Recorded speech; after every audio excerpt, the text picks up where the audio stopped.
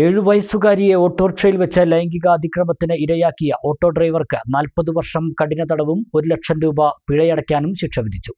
പ്രതി കൽപ്പകഞ്ചേരി കമ്മനം സ്വദേശി കൊടവട്ടത്തുകുണ്ടിൽ മുഹമ്മദ് മുസ്തഫയ്ക്ക് പെരിന്തൽമണ്ണ ഫാസ്റ്റ് ട്രാക്ക് സ്പെഷ്യൽ കോടതിയാണ് ശിക്ഷ വിധിച്ചത്.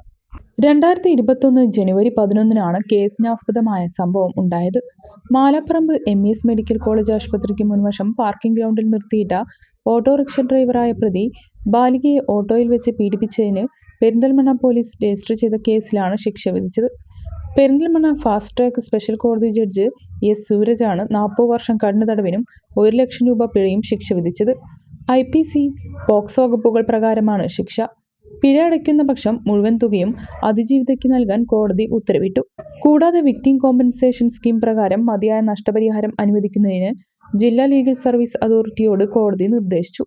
പെരിന്തൽമണ്ണ പോലീസ് ഇൻസ്പെക്ടർമാരായിരുന്ന Sajin Sasi, Nasar CK, Kalpakanchery inspector Riyas Raja, sub ഇൻസ്പെക്ടർമാരായ ഹേമലത, SK പ്രിയൻ എന്നിവരാണ് കേസന്വേഷണം പൂർത്തിയാക്കി കുറ്റപത്രം സമർപ്പിച്ചത്. പ്രോസിക്യൂഷനു വേണ്ടി special public prosecutor advocate Sapna P. Parameswarath ഹാജരായി. പ്രതിയെ തവന്നൂർ സെൻട്രൽ ജയിലിലേക്ക് അയച്ചു.